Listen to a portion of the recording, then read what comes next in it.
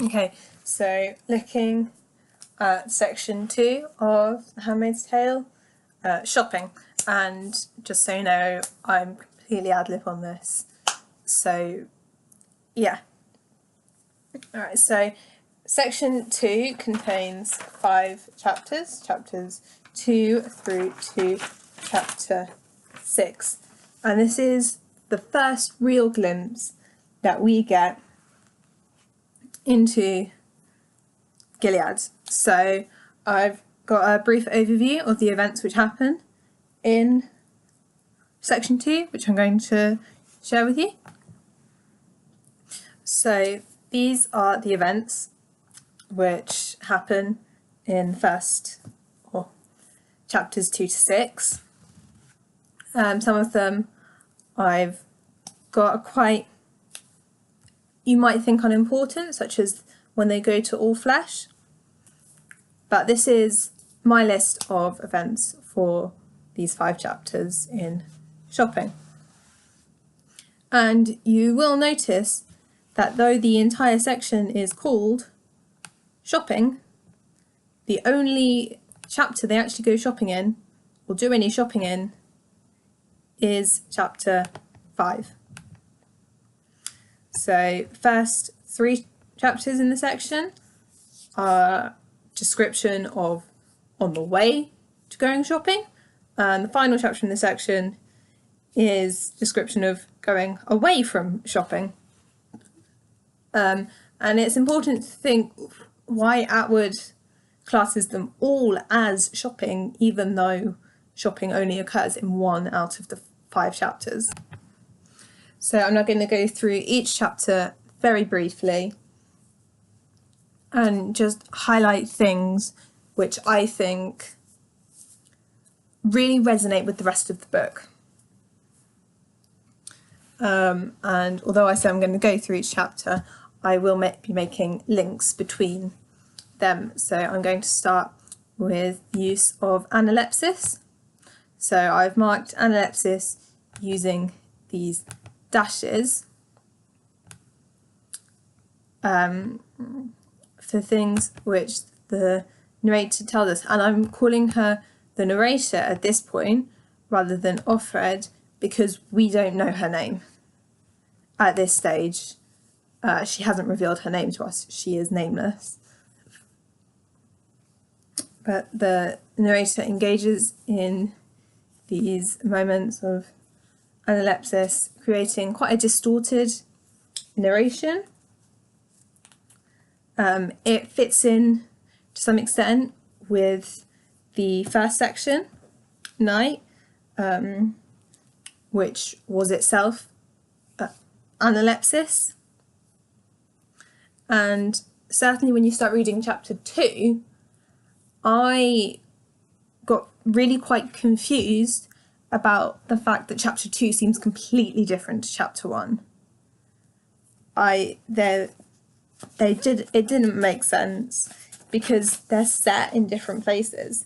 Actually, there's a lot of introduction and a lot of description, very detailed in chapter 1, which when you get into chapter 2 and she's describing the chair, table, lamp, although there is a lot of description, quite a lot of detail, it's a lot less, I suppose, flowery or figurative is probably the word I'm looking for. It's much plainer.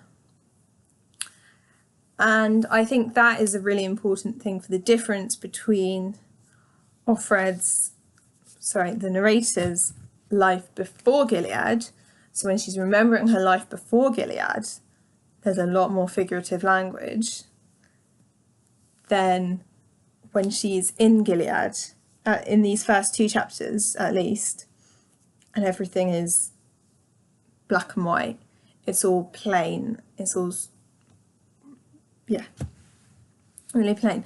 And what these moments of analepsis does, which we can see she has in chapters 2 and 3 and 4, and they're only distinctive, quite large sections of analepsis. There are other moments when she either reflects on the past or might have temporary analepsis.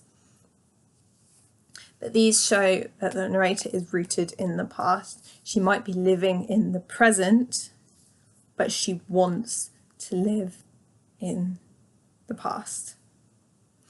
On the other hand, none of these three are actually reflections on the past or the time before.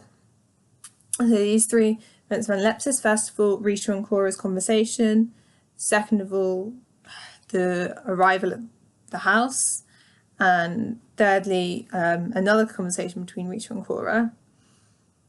They're all things that have happened in the world of Gilead, not things that have happened in the time before. But the time before is painted quite negatively. The first real link we get to it is in chapter 5, when she's talking about the dangers of the past, the idea that women weren't protected, and the difference between freedom to and freedom from, which I'll highlight slightly more when I get on to looking at key quotes for this section. There are other things which are introduced really clearly in each chapter, which have a lot of bearing on the book. So as we're going through chapter 2, I would note down the following. So looking at the importance of colours, and I've actually done a tracking of the colours in this chapter. And you can see that there are a lot of colours used in this chapter, but they're very repetitive. The two main ones are the white and red, but there's also a lot of blue. Then you've got 2 mentions of dusty pink and 1 each of black, green and brown. And it's quite a good foreshadowing of the colours and the way colours will be used as a motif throughout the novel. So white's used to symbolise purity, especially among daughters. Red, as we're told, it's the colour of blood and it defines the sexuality of the handmaids, and the blue defines the nature of the wives.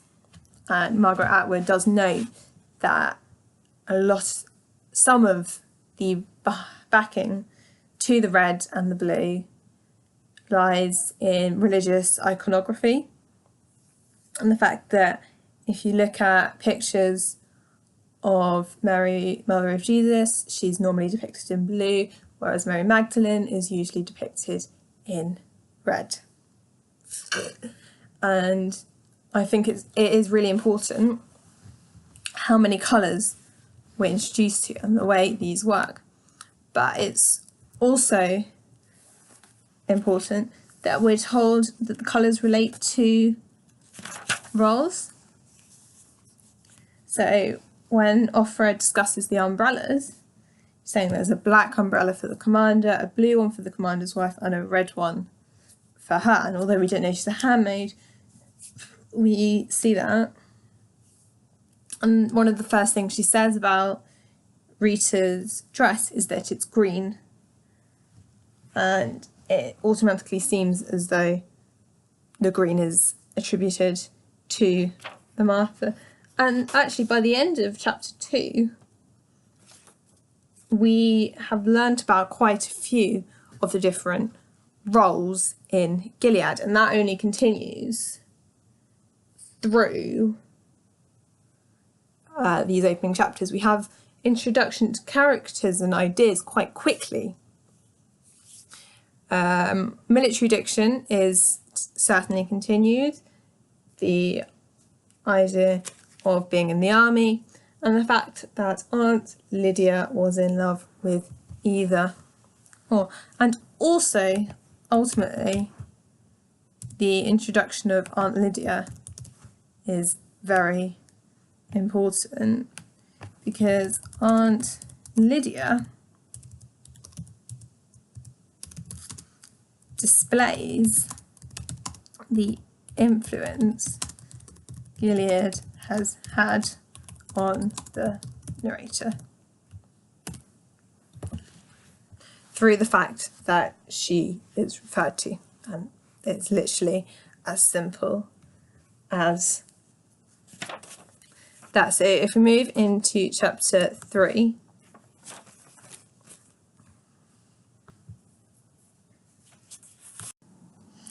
so chapter 3, and this is a short paragraph on the final paragraph in chapter 3 when the narrator is reflecting on what she knows about Serena Joy. So Serena Joy's past is said to make the narrator's situation worse than she thought, yet it is unclear why this may be. The narrator does not seem to have had any sort of personal relationship with Serena, since she has only seen her on television. The reason may be said to lie in the link the narrator has between the time before and Gilead. By seeing someone who was part of her previous life, however small, the narrator may experience pain in her longing for the time before. It may also be that the narrator fears she knows the character of Serena Joy through having watched her on television, and therefore feels she already knows they will not get on. The narrator has already noted that she wanted this one to be different, and it seems as though her hope has been crushed. It could also be significant that Serena used to appear on a Christian programme, because although ideas of theocracy are yet to be truly introduced, they are key. I've also made up a bullet point list of some of the ways that Atwood presents a struggle between the narrator and Serena Joy.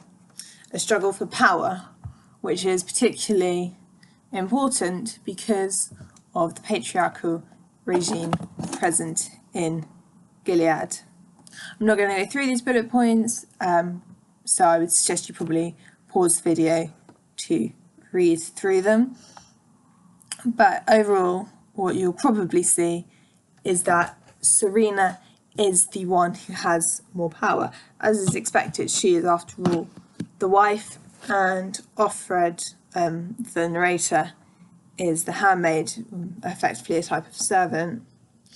I like to think of the handmaids as equivalent to governesses in the 19th century, because, as Serena points out, the narrator is not a Martha, she's not a household servant, but of course she's nowhere near the rank of Serena herself, and I think that plays in really well to the governess question, which you may have looked at if you're studying a 19th century text, in which the governess is neither part of the family but nor part of the servant's corps, because she is not a downstairs servant.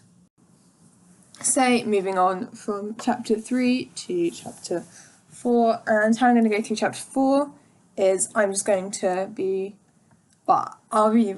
going through the chapter chronologically from beginning to end.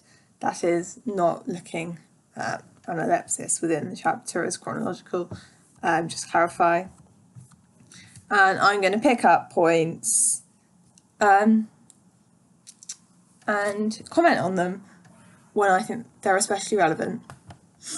And the first thing which really strikes me in this chapter is Nick and his attitude, and also the attitude of the narrator towards him. So Nick is introduced to us as a guardian, which is another new role. We have met quite a few different roles by now, but the guardian is a new one to us. And the very first thing which the narrator uses to describe him is the fact that his cap is tilted at a jaunty angle. And this suggests to the reader that maybe he isn't fully a member of Gilead, maybe he isn't a full participant, and it actually foreshadows the ending. Right from this first meeting with Nick, it is foreshadowed that he is not a subservient member of Gilead. What becomes very clear as well is that the narrator has nothing to do with Nick. Nick has been talked about by Rita and Cora, so perhaps he has something to do with the Marthas. Nick has been talked to by the commander, but she only knows his name because she's heard other people talking about him. He isn't anything to do with the Handmaid. Very interesting the fact that he hasn't been issued a woman, not even one. You've got the idea that women are commodities, mark of wealth and privilege, and the idea that he hasn't been granted even one is interesting because it seems to be supporting the idea of polygamy, which is generally not viewed as a particularly Christian idea. The Bible, although there are several cases of polygamy in the Bible, on the whole it supports monogamy. And it's just interesting considering that this is a theocratic society. There's also the suggestion that Nick might be more than a guardian. He might also be an eye. So this is another new role introduced to us.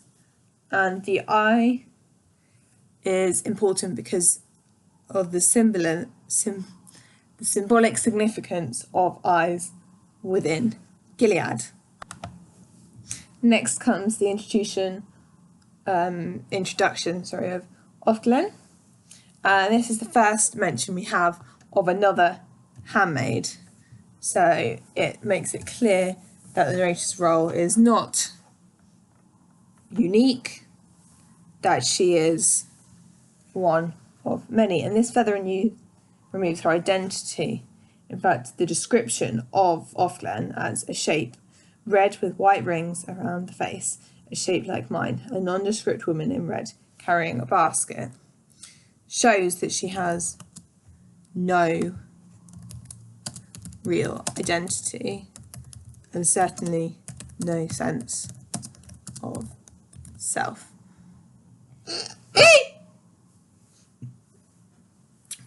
And the real focus when she's meeting Ofglen is Ofglen a true believer?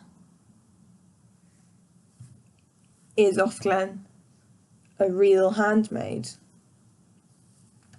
And it also introduces the idea of fear. The fact that they cannot question the regime. And that is a typical feature of any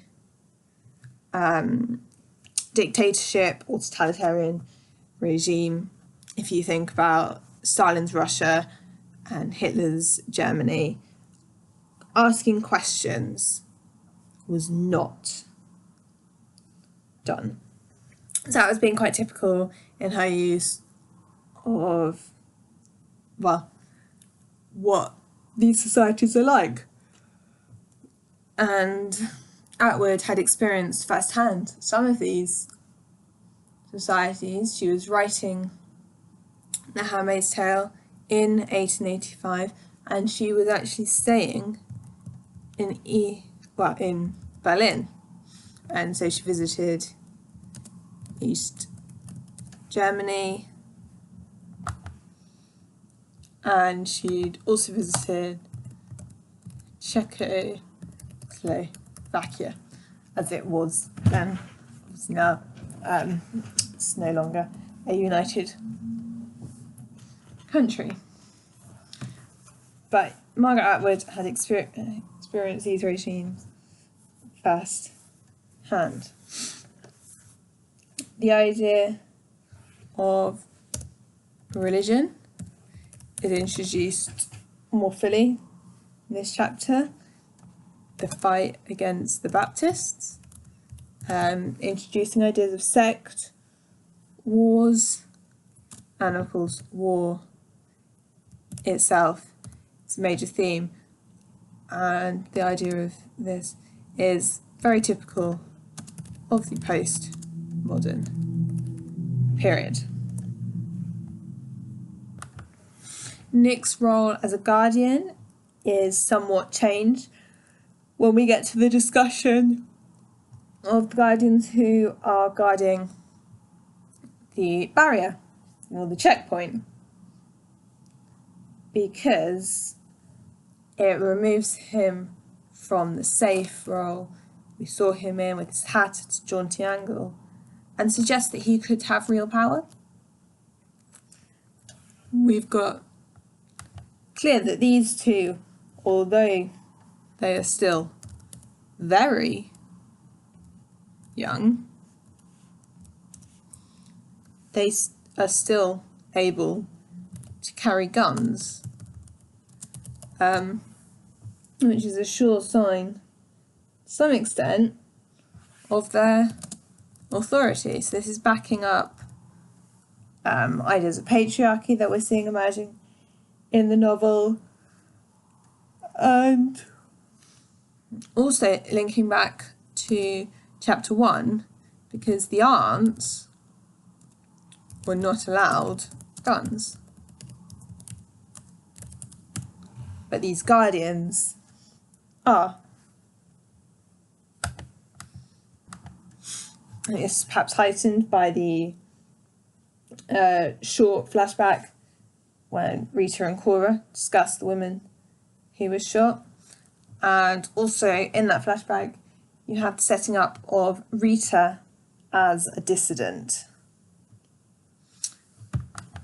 The last 2 pages of the chapter are very, very sexual.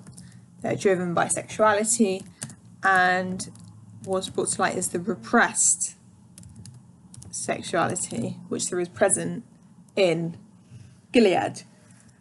Again, we're setting up a theme which will be really quite important throughout the rest of the book.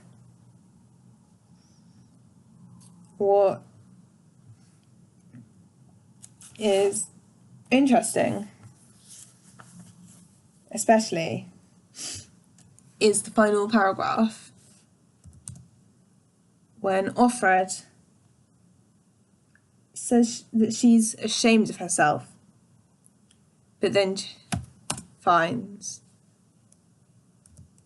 that she's not ashamed after all. It's just to me that she was only said she felt ashamed because she knew that Gilead would expect her to. She knew that that was the expectation from Gilead, and she submitted to that. But what she does in that final paragraph is she says, actually, no, I'm not a puppet of Gilead. And that's important, because ultimately, our narrator, Offred, she is the protagonist of the book, and much of the book revolves around her refusal to be completely compliant in Gilead. Though it's worth noting that there is academic debate about to what extent Offred, the narrator here, is a victim or a rebel. But I think this is an initial sign that she perhaps she was sleeping to some extent, and the fact that she felt ashamed at first, but she very quickly realised, no, it's not that I feel ashamed, it's that Gilead wants me to feel ashamed. And I think that's very powerful. And what I've got here are 2 extracts from chapter 5. This first one is the narrator reflecting on the time before, and the second one is when they meet with the Japanese tourists.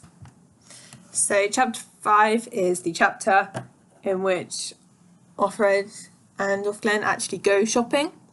I haven't chosen an extract from when they're shopping, but it is worth noting that they meet Janine, or Offwarren as she's known, who is pregnant while they're in Milk and Honey.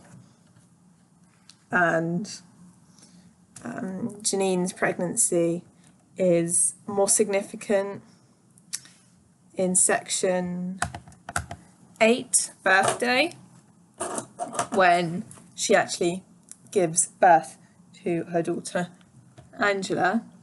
But that's introduced in this chapter, and we see the importance of maternity and the importance of pregnancy in Gilead. But one of the important things looking at this first extract is the fact that the narrator admits that life before Gilead wasn't good. Thus far, we haven't had any really strong urges of the narrator to go back to the life before Gilead, but we've had this overarching theme that she preferred it to now, when she is so restricted. But it's also, looking here, the narrator is noticing that there were negatives, and there were significant negatives. If you when you read through this, these rules seem relatively extreme,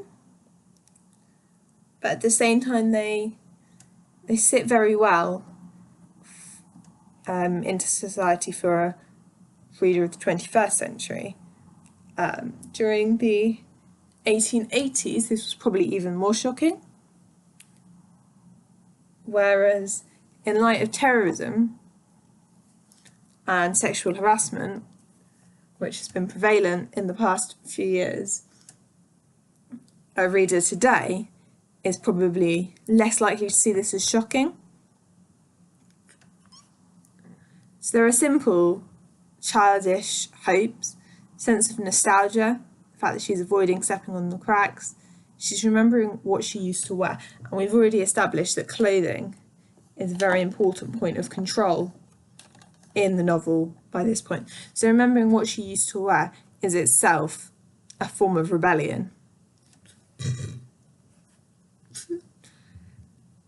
But this idea that women were not protected then, it's its own paragraph, effectively, which highlights it. And it suggests that there are positives to Gilead, but perhaps implies that women are now too protected. They've gone from having no protection to being wrapped up in cotton wool, as it were. When we've got this asyndetic list of the rules, don't open your door to a stranger, make him slide his ID under the door, don't stop on the road, keep the locks on, don't turn to look, don't go to the laundromat by yourself at night. It's all very important. And actually a lot of these are quite similar to what we might see in society. So they don't open your door to a stranger even if he says he's the police. That is perhaps an exaggeration. Again, making them slide your eye. But they are typical of at least dystopian texts. And some of these ideas, even if they haven't been seen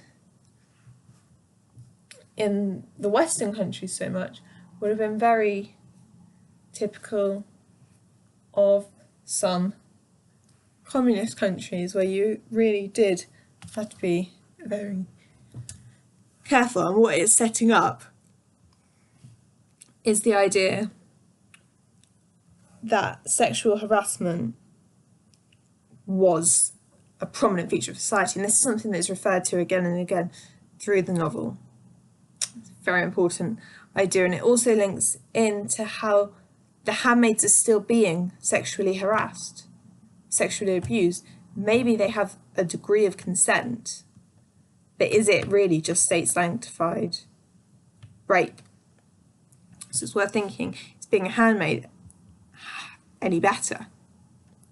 Got this reference back to the clothes, my own clothes, my own soap, my own money, the anaphora, which highlights the fact that she was in charge of herself,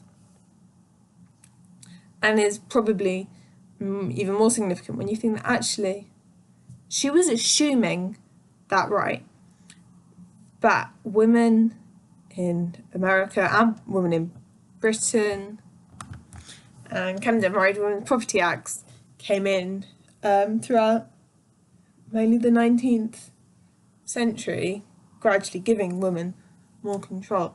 So really these rights of having her own clothes and especially her own money had only come about in the past 200 years, and it's shown that it's been taken away very quickly.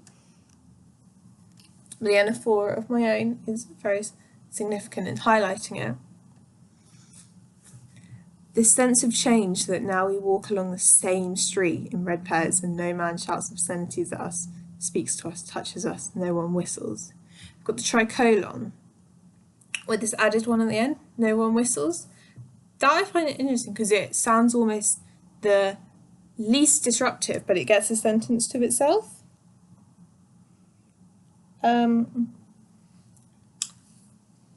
And yeah, it suggests perhaps that was the most common, or perhaps whistle could be a euphemism for something else. Be interested to actually know what you think. But that sense that it's the same street and times have changed. And at this point we don't know how long Gilead has been in control, but it's suggested that it's quite a recent change. And then you have these last lines, quote from Aunt Lydia: "There is more than one kind of freedom, freedom to and freedom from. In the days of anarchy, it was freedom to. Now you are being given freedom from. Don't underrate it." And this idea of freedom to and freedom from has been crucial in legislation and government throughout history, because especially in Britain and America from the mid-18th century, they wanted to be seen as free nations, and there was a big question of what constitutes freedom. Is freedom the idea that you should be protected from murder, or is freedom the fact that you should have the freedom to commit murder? And that's a continuing debate, and probably will be a continuing debate in politics for a very long time, if not forever. But it's one of Aunt Lydia's most important phrases. I just want to mention quickly the Japanese tourist, and I am going to do it quickly because I realise this is going to be quite a long video. Just the difference between Japanese tourists and how it's taken so little time to change our minds about things like this. The fact that the Japanese tourists seem undressed, they seem inappropriate. And the concept that this is westernized, because generally America now and in 1880 would be viewed as the West. So it's interesting that that role has now been taken on by Japan. And Japan is a nation which America had a lot to do with in the 20th century. But it's interesting how Japanese have in some ways taken on that role. You've got the interpreter with the winged eye type-in, and that relates him back directly to the eyes, the guardians potentially, and Gilead. It shows that he is a loyal member of Gilead, at least in appearance. And it's also a demonstration of how Gilead is always watching. There's even a sense of the totalitarian regimes you have, such as in North Korea, where tourists have to be accompanied. Technically, his role is the interpreter, but there's this question about whether he's also there to guard them. Got this reference back to that was freedom, suggestion that the narrative views freedom as freedom to rather than freedom from. And there's also a demonstration of how restricted she is. She's silent, she tries to stop them seeing her. She's conforming to Gilead in many ways. And it suggests that she's conforming to Gilead because of fear. I also know better than to say yes.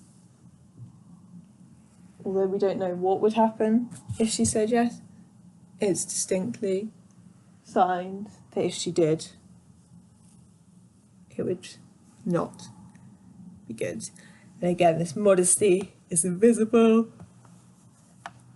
Connection to the clothing they wear. And Margaret Atwood sees clothing and dystopian societies as interlinked.